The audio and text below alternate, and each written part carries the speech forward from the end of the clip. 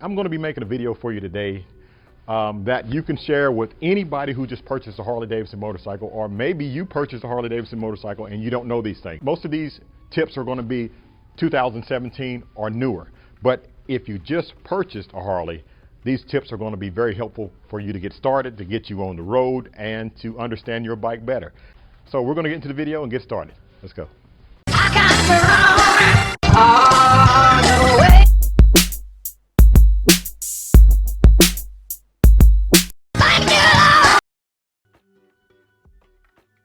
All right, now if you received a 4C delivery on your bike, then you're definitely going to want to watch this. A 4C delivery is see the bike, see the keys, see the door, see you later. And some people are left trying to figure it out on their own.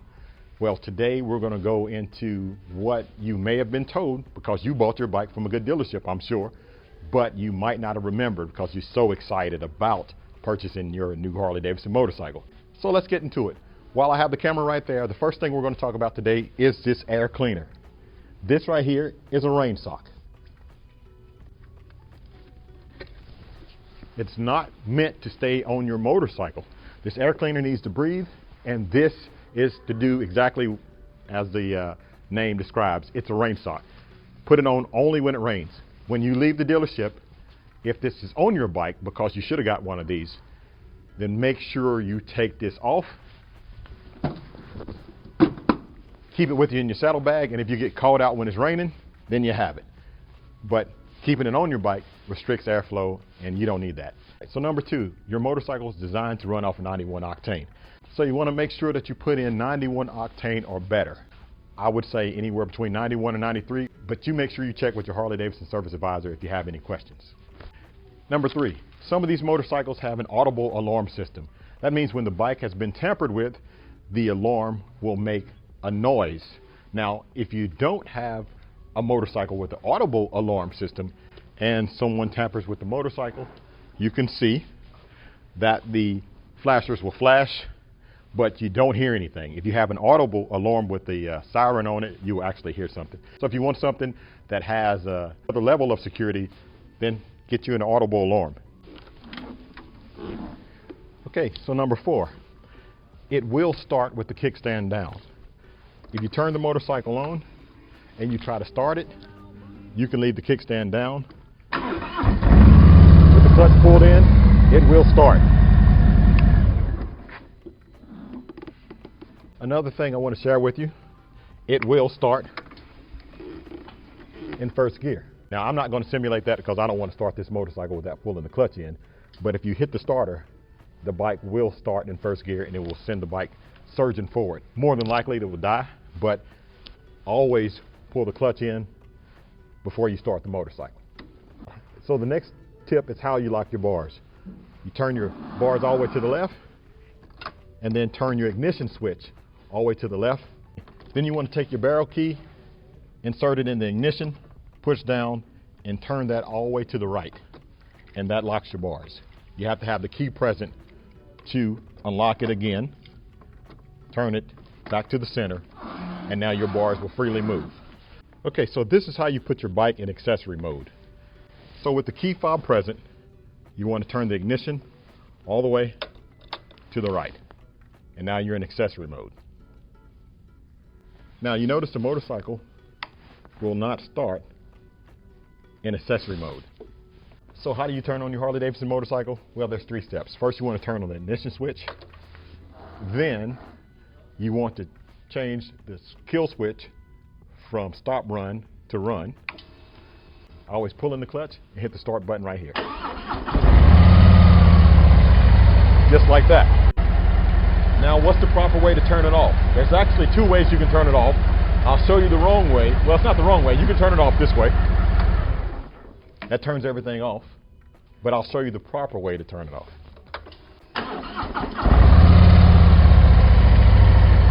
All right, so with the bike running, what you want to do is hit the kill switch right here and then turn the ignition switch to the off position. That's the way that I turn the motorcycle off. And I would say that's probably the proper way to turn it off. All right, guys, hopefully this never happens to you. But if you are coming to this video because it has happened to you, I'm going to make it real quick and easy for you.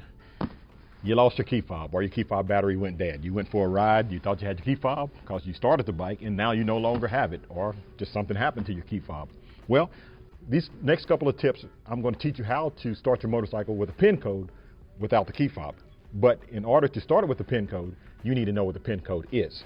So here we go. Let me show you. With the key fob present, you got to do this ahead of time. If you didn't do this ahead of time and you don't know what your key fob is, I'm sorry, you're out of luck. You probably have to call your dealership to ask them what the code is to start it.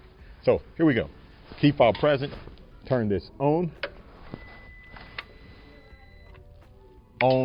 off, on, off, on, left, left, right. And then there it is right there. It'll show you your key fob number. You'll see 11111. Now that is for this specific bike. It's probably different on your bike. So you need to write down that number so the next time, if that happens to you, you'll be able to start the bike without this key fob.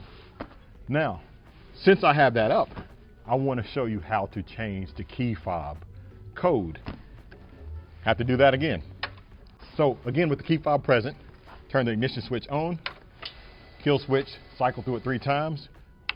1, 2, 3, leaving it on, left, left, right, and now the key fob is flashing. It says 11111. So in order to change that, you see the 1 is actually flashing. What you want to do is change it. I just went up to 2 by pressing the left turn signal, and to confirm I want to make that 2, I press the next button. Now I want to change that to a 2. I made that a 2, press the right turn signal. Makes that a 2, press the right turn signal, and that goes to 2, right turn signal, and the last digit made that a 2, and there you go. Turn it off. That's the key fob set. All right, so now it happened. You left the key fob, you don't have it, something happened to it, who knows? It fell out your pocket, somebody ran over it. Let me show you this. Let me show you how to start it now. I just took the key fob away. Turn this on, the bike will not start. So what you have to do is enter the pin right here. There's a 2, the next 2, and I'm going up with the left turn signal, confirming it with the right. Now the bike starts. It starts without the key. Now you're free to go to your Harley-Davidson dealership, get you another key fob, get another battery or whatever you need, but now you're not stranded on the side of the road, you can get home.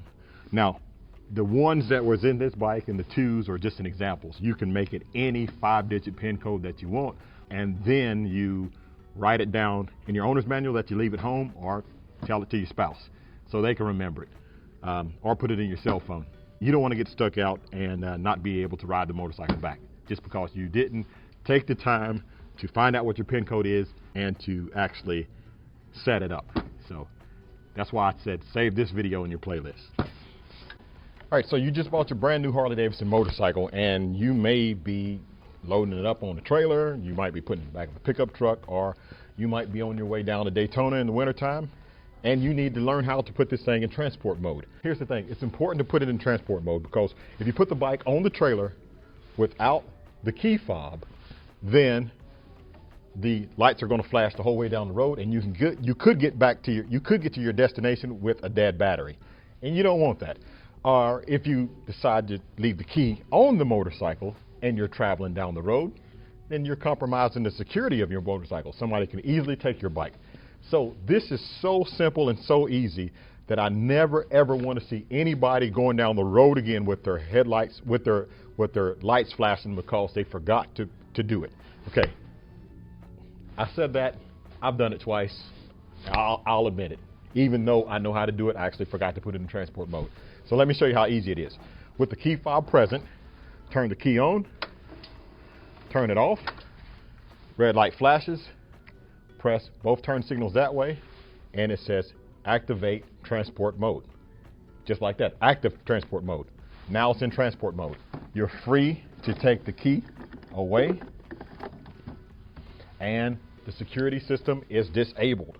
So you won't be going down the road with the turn signals flashing.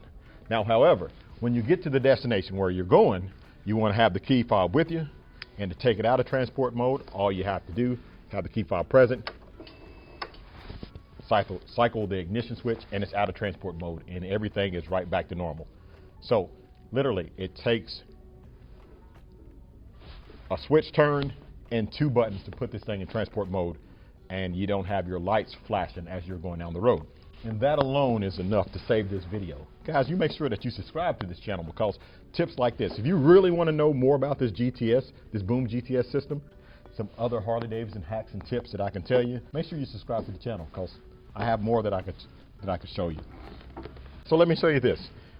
On the Street Glide, obviously I can't simulate it because we're not on the road right now, we're not driving, but cruise control, this is how you set your cruise control. Your controls on the left side of the handlebars, you have your cruise control. To put it in cruise control, what you want to do is take your thumb and press that down at the desired speed. Say you're going 50 miles per hour, you take your thumb and you press that down and hold it, and it activates cruise control. If you're going 50 miles per hour, but you need to go a little bit faster, say you want to go up to 52 miles per hour, then you take this and you bump it up 1 time. It goes up roughly in 1 mile per hour increments. So if you bump it up once, you're going 51, bump it up twice, you'll be going 52 miles per hour. Now, if for some reason you had to break your cruise control and you wanted to start it again, your cruise control is not off, it's just on standby mode. So say you went through your traffic and now you're ready to get back on cruise control, all you have to do is bump that up 1 time, and it goes, you see on the top of this, it says resume, and it goes right back to the last recorded speed that you had your cruise control set at. Now, if you're going 52 and you want to slow it down to 51, all you have to do is tap it down, and it'll slow it down in roughly 1 mile per hour increments. Now, just to note that cruise control cannot be set at above 90 miles per hour. If you're going above 90 miles per hour, it will not set cruise control. Let me show you how you turn off your cruise control. You can turn off the cruise control by pulling in the clutch. You can turn off the cruise control by hitting the front brake. You can turn off the cruise control by hitting the rear brake. Any braking or pulling in the clutch will stop your cruise control. It will turn off your cruise control. It will put your cruise control on standby, should I say, because you can always restart it again by hitting that. Now, another thing about cruise control, if you're set at 50 miles per hour, but you need to pass that big truck, even though you're set at 50 miles per hour, you can roll back on this throttle, give it more gas, you'll go around what you need to go around, let off the throttle, and it will drop it back down to 50 miles per hour. So make sure that you're aware of that. Just because when you let off the gas, if you have the cruise control set, doesn't mean it's just going to continue to go past where it was set. It will go back to the last set position, mile per hour position. You turn it off, brakes, rear brake, front brake, or clutch. Here's another way to turn off the cruise control. Rolling the throttle forward. If you're going 50 miles, 70 miles per hour, and you roll this throttle forward, not in reverse, giving it more gas, that will turn off your cruise control. All right, so here's a really cool tip that I think you're gonna like. Your motorcycle has a heat management system. I don't know the technical name, but when you're sitting there idling in traffic, it will deactivate one of the cylinders so it makes less heat, keeping your bike cool. And if you're down in Daytona and Bike Week and things like that, you're going to really appreciate that. Now, but sometimes you might not want it to deactivate that one cylinder. You might actually want to keep it ready using both at all times. So to deactivate the deactivation, if that makes sense, you want to just roll this throttle forward, and it will deactivate the heat management system. All right, so let me show you another thing about the motorcycle here. So your motorcycle already comes with the connection for a trickle charger. So if you need to plug up your motorcycle in the wintertime, if you're not riding a lot, you already have the connection. And it's right here on this Road Glide ST, it's up here, but it's not always there. Sometimes it could be down here under the side cover. For instance, they have it right here hanging out the bottom of the side cover. So look on the left side of the motorcycle. Some people put it up here where the saddlebags is, and some people put it down here, hanging out the side cover, and some people actually have it tucked in behind the side cover.